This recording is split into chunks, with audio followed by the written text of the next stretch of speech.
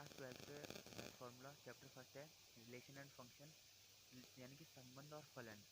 आप सबसे पहले यहाँ पे इसी चीज़ से आप समझ सकते हैं कि रिलेशन का मतलब क्या है, फंक्शन का मतलब क्या है।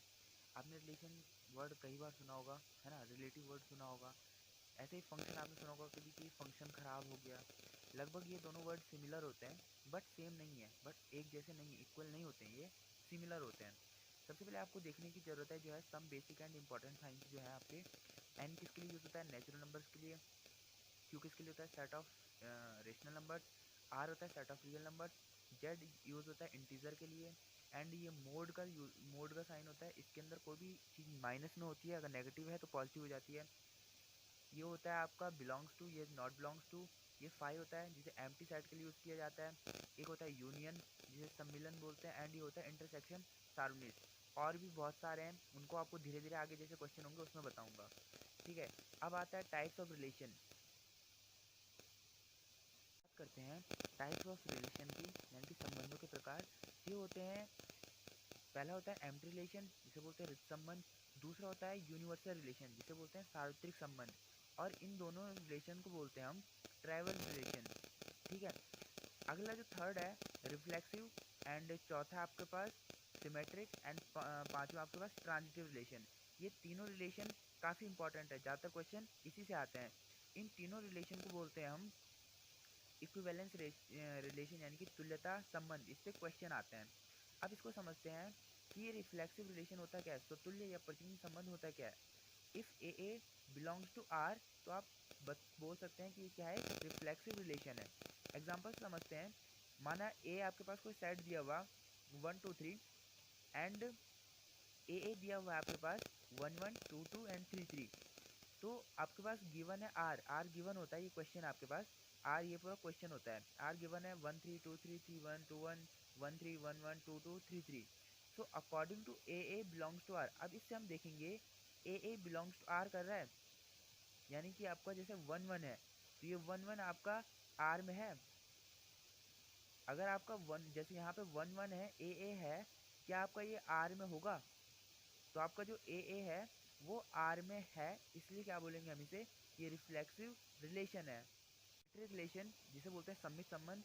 अगर A1 A2 belongs to R and A2 A1 belongs to R, यानी कि इसका उल्टा भी आर से बिलोंग करे, तो वो क्या होगा, सिमेट्रिक रिलेशन कहलाता है। If A B belongs to R, then A relation B, यानी कि ए में आर, जो बी ए और बी में क्या है, रिलेशन है। एंड बी से आर में भी एक रिलेशन है। ए से बी में भी रिलेशन है और बी से आर में भी, ए में भी रिलेशन है। पांचवा आता है ट्रांजिटिव रिलेशन जिसे बोलते हैं संक्रामक संबंध, जिसमें क्या होता है A2 B2 C, यानी कि ए का बी में, बी का सी में रिलेशन, एंड सी का ए में रिलेशन। जैसे कि हम बोल सकते हैं कि A1 A2 A3 belongs to are. वहीं पे क्या होगा कि A1 A2 belongs to R, A2 A3 belongs to R, and A1 A3 belongs to R. जिसे बोलते हैं ऑन टू मैपिंग। माना फंक्शन आपका दिया हुआ ए टू बी में, ए से बी में एक ऐसा फंक्शन दिया हुआ है। इसे एग्जांपल के थ्रू समझते हैं कि if A equals to 1 2 3 and B equals to A and B, तो ए से बी में एक ऐसा फंक्शन दिया हुआ है कि F is equal to A to B. तो यहाँ पे देखो, image of set A is set B.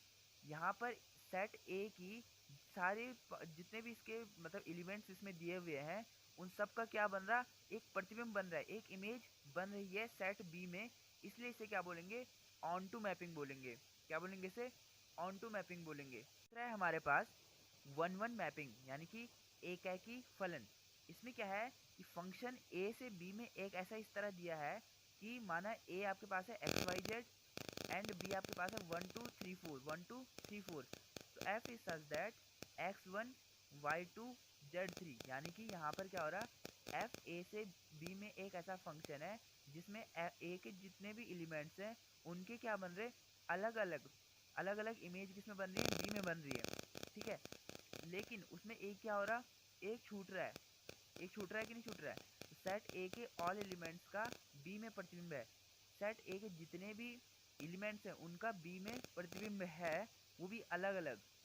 ठीक है, तो इसे क्या बोलेंगे, 1 1 मैपिंग बोलेंगे, एक है कि फलन बोलेंगे। फंक्शन को समझना, चौथा है जो एक है कि आच्छादक फलन, यानी कि 1 1 ऑन टू मैपिंग।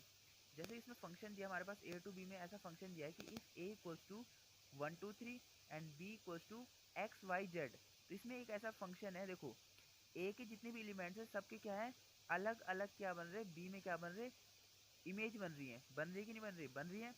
तो सेट ए के एलिमेंट्स के सेट बी में अलग अलग image and elements of B किसी न किसी का इमेज है। मतलब इसमें इसके जितने भी हैं, बी के जितने भी एलिमेंट्स हैं, कोई ना कोई, मतलब जितने भी एलिमेंट्स हैं सारे क्या है, ए के प्रतिबिंब हैं, वो भी क्या है, अलग अलग हैं। इसे क्या बोलेंगे, 1 1 onto mapping. Invertible function की, यानी कि व्युत्क्रमणीय फलन की, ये भी बहुत बारी आता है, इसमें बहुत ज़्यादा पूछा जाता है। If function f is such that a to b में, फंक्शन ऐसा है a से b में, देन f इनवर्स क्या निकलेगा। अगर मुझे बोलना है कि ये f है, फंक्शन है, तो f फंक्शन का इनवर्स क्या होगा, b से a में, यानी कि उल्टा हो जाएगा। सीधी सी बात है, उल्टा हो जाएगा। माना यदि f x equal to y, f x y के बराबर है, तो मैं बोलूँ एफ इनवर्स वाई क्या होगा, ये एफ यहाँ चला गया, एफ इनवर्स वाई के किसके बराबर होगा, एक्स के बराबर होगा।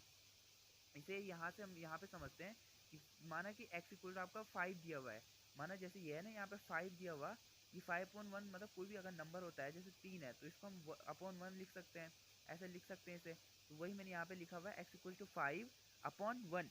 तो एक्स इनवर्स निकालेंगे तो क्या होगा, ये 1/5 होगा, ये उल्टा हो जाएगा, 1/5 हो जाएगा। सेम क्या हो रहा है, इस इन्वर्टिबल में भी होता है, यहाँ पे भी सेम वही चीज़ होती है। ठीक है, अगली चीज़ है फॉग एंड गॉफ। ये क्वेश्चन आते हैं। फॉग इसको पढ़ते कैसे हैं, f of g of x, इसे पढ़ते हैं f of g of x, and gof को पढ़ते हैं g of f of x. ठीक है, अब क्वेश्चन देखना इसका कि माना आपके पास फंक्शन आर से आर में ऐसा दिया हुआ है, f x equal to sine x, जहाँ पर जी एक ऐसा फंक्शन दिया हुआ आर टू आर में कि g x equal to x square, ये क्वेश्चन दिया हुआ। तो इसको सॉल्व कैसे करेंगे, हमें फॉग निकालना है, तो सॉल्व करेंगे। फॉग निकालना है बोले तो f of g of x. तो सबसे पहले हम देखेंगे एफ और जी ऑफ एक्स हमारे पास पहले से दिया हुआ है एक्स स्क्वायर, तो हम क्या करेंगे, एफ एक्स स्क्वायर रखेंगे जी एक्स की जगह पे, तो जी एक्स की जगह पे एक्स स्क्वायर रखा। अब हमारे पास देखो यहाँ पे क्या बन गया, ये एफ एक्स बन गया, ये क्या बन गया, एफ एक्स बन गया। बट यहाँ पर एक्स की जगह पे क्या है, एक्स स्क्वायर है, और एफ एक्स आपके पास दिया हुआ है साइन एक्स, तो हमने रखा साइन एक्स, बट यहाँ पे एक्स की जगह पे क्या है, एक्स स्क्वायर, इसलिए मैं यहाँ पे रखा एक्स स्क्वायर। तो आंसर क्या आ गया, एक्स साइन एक्स स्क्वायर।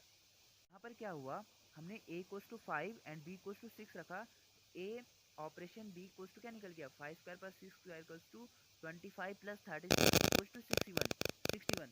तो अब क्या हो गया, 1 ऑपरेशन 2 ऑपरेशन 6 की वैल्यू कितनी निकल गई, 61 निकल गई, और यही आपके पास आंसर है। तो ये कंप्लीट हुआ हमारा 12th का। अब मिलते हैं आपको नेक्स्ट वीडियो में। Thank you so much.